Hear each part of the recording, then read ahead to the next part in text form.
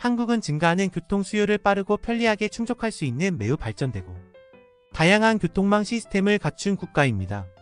그 중에서도 지하철은 대중적이고 자주 이용하는 교통수단이다. 여기 한국으로 먼저 이민을 간 동생 때문에 억지로 한국을 방문하게 되었다는 독일인 언니가 있습니다. 그런데 마지못해 방문한 한국에서 그녀는 동생을 따라 물건을 팔러 갔다가 엄청난 위기를 겪어 이내 길거리에서 패닉에 빠지고 말았다고 하는데요.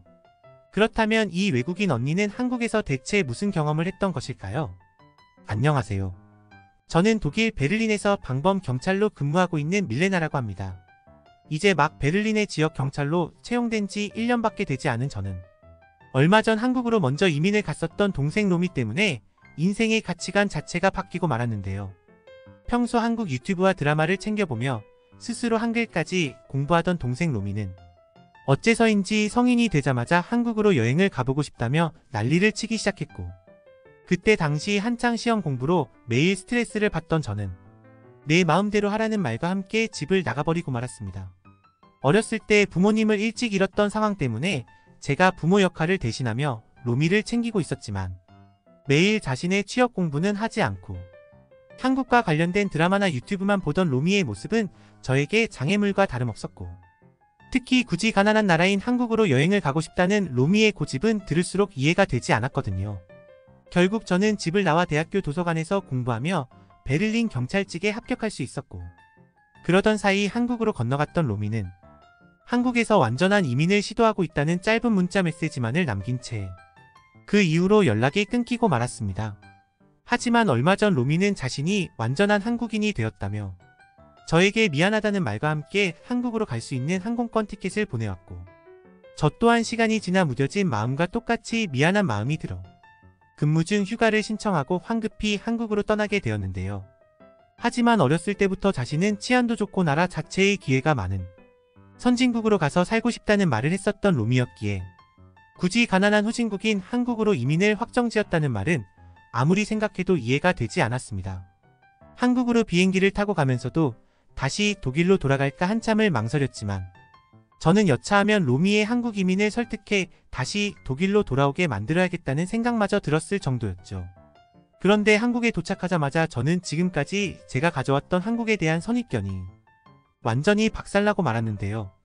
일단 한국에 도착하자마자 제일 충격적이었던 것은 한국인들의 덩치나 키가 저의 예상보다 훨씬 컸기 때문입니다. 심지어 한국의 공항에 도착해 로미가 가르쳐준 서울역에 도착하기까지 수없이 마주한 한국의 노인분들은 독일의 노인분들과는 비교도 되지 않을 정도로 키와 덩치가 크면서도 건장했고, 이에 더해 그들 모두가 깔끔한 옷차림에 휴대폰을 사용하고 있는 모습은 제 눈이 잘못됐나 싶었거든요. 아직도 독일의 수도 베를린에서 떨어진 외곽마을 지역의 노인들은 휴대폰 문화에 익숙하지가 않은 것은 물론 독일어에 대한 교육조차 제대로 받지 못해 말 그대로 마을 전체가 그들이 평생토록 해오던 농업과 관련된 일이 아니면 생활 자체가 불가능한데, 놀랍게도 한국은 대부분의 노인분들이 길거리에서 휴대폰을 통해 신문을 읽거나 영상통화를 하는 기이한 모습까지 볼 수 있더군요. 특히나 독일에서 경찰로 근무하던 저는 직업의 특수함 때문에 평소 키와 덩치가 큰 사람들을 마주할 일이 많은데, 한국의 길거리에서 평범하게 걸어 다니는 학생들은 남녀노소 가릴 것 없이 의은이은 영업 중 키가 엄청나게 컸고 얼마나 영양 상태가 좋은지 피부까지 좋아서 신기할 정도였습니다. 아시아의 나라 자체가 가난하고 후진국이라고 생각했던 저는 바로 그때부터 생각의 흐름이 반전되고 말았고, 조금씩 한국에 믿기지 않는 선진국 매력에 빠지고 말았는데요. 한국에 도착하고 30분도 되지 않은 시간이었지만 저는 로미가 한국으로 이민을 온 이유가 무엇인지 어느 정도 파악하게 되었고, 결국 로미가 보내준 목적지로 가기 위해 기차에 탑승하기로 했습니다. 그런데 기차표의 구매를 위해 스테이션을 이리저리 살펴보던 저는 아무리 찾아봐도 보이지 않는 티켓 발권기의 모습에 엄청난 패닉에 빠지고 말았는데요. 로미와의 약속 시간에 정확히 맞춰가기 위해서는 지체할 시간이 많이 없었지만 아무리 살펴봐도 기차의 티켓을 살 수 있는 발권기가 전혀 보이지 않았기 때문입니다. 그런데 바로 그때 아까부터 저를 계속해서 주시하고 있던 한 한국인 여성분이 다가오더니 저에게 한국으로 놀러온 것이냐며 따뜻한 미소를 보인 채 말을 걸어왔는데요. 아무래도 그녀는 기차역 한복판에서 두리번거리고 있는 저의 모습에 도움이 필요하다고 느낀 것 같았고, 저는 결국 기차표를 구매하고 싶은데 아무리 찾아도 발권기는 보이지 않고 마이너스. 시간은 부족해서 너무나 초조하다는 상황을 설명하고 말았습니다. 그런데 한국인 여성분은 갑자기 저에게 휴대폰 번호와 기차역의 목적지를 물어보시더니 잠시만 있어 보라며 자신의 휴대폰으로 무언가를 하기 시작했는데요. 그리고 약 1분 뒤 뜬금없이 날라온 핸드폰의 문자 메시지를 확인한 저는 너무 놀라워하고 소리를 내고 말았습니다. 문자 메시지에는 제가 탑승해야 할 기차의 모바일 티켓이 담겨 있었고 130. 정확한 좌석과 탑승 시각 심지어는 도착 시각까지 적혀있는 채로 전송이 왔기 때문인데요. 그리고 이어진 한국인 여성분의 대답에 저는 한국이 완전히 미쳐버린 나라라는 사실을 깨닫고 말았습니다. 한국인 여성분은 자신이 직접 휴대폰 233드 티켓 구매 어플로 표를 구매해 저희 휴대폰 문자 메시지로 표를 전송했다고 했고 그저 문자 메시지에 적혀있는 자리에 앉아서 기차를 타고 가기만 하면 아무런 문제가 발생하지 않을 거라고 하더군요. 상식적으로 휴대폰으로 티켓을 결제할 수 있다는 것도 신기했지만 더욱 신기했던 것은 바로 문자 메시지를 이용해 타인에게 기차 탑승권을 전송할 수 있다는 사실이었습니다.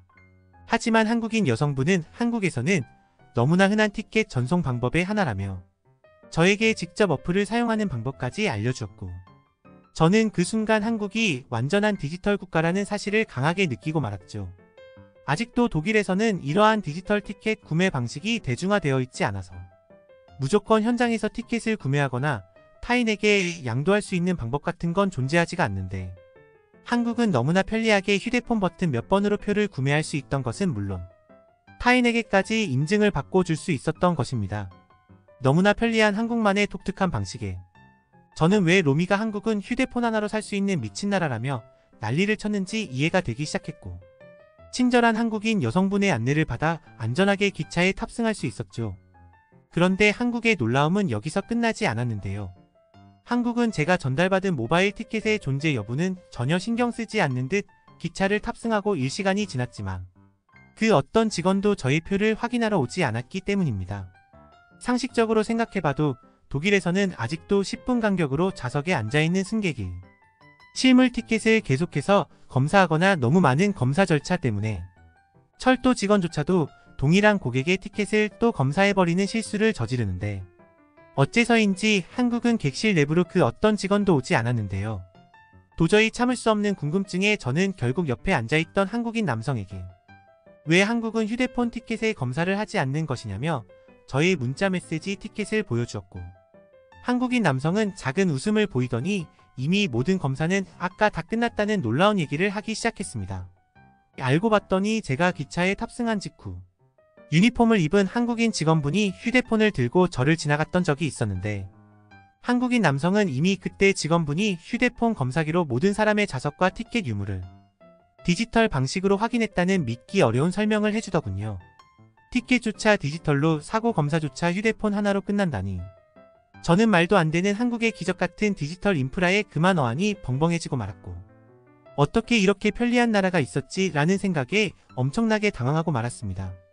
특히나 더욱 신기했던 것은 객실 내부에 있던 그 어떤 한국인도 몰래 탑승하지 않았다는 사실이었는데요.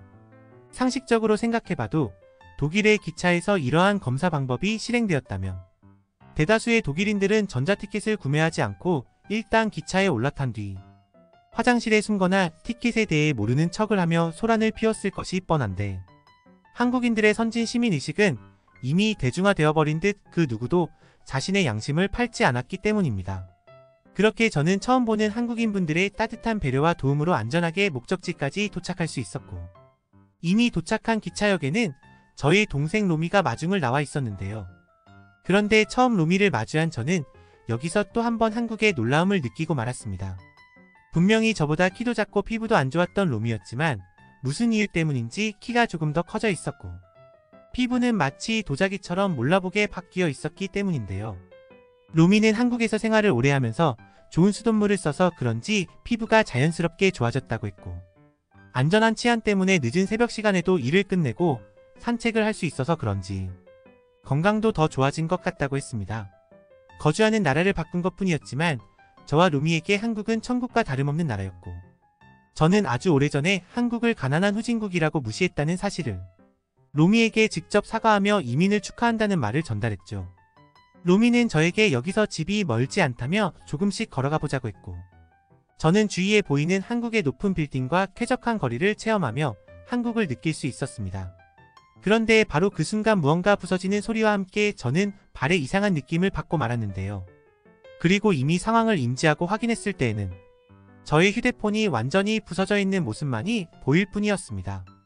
제가 신고했던 구두급에 충격을 받아서 그런지 휴대폰은 전원이 켜지지조차 않으며 액정이 파손되고 말았고, 저는 독일의 경찰 근무지에 휴가에 대한 보고를 해야 된다는 사실에 식은땀이 흘러내렸는데요.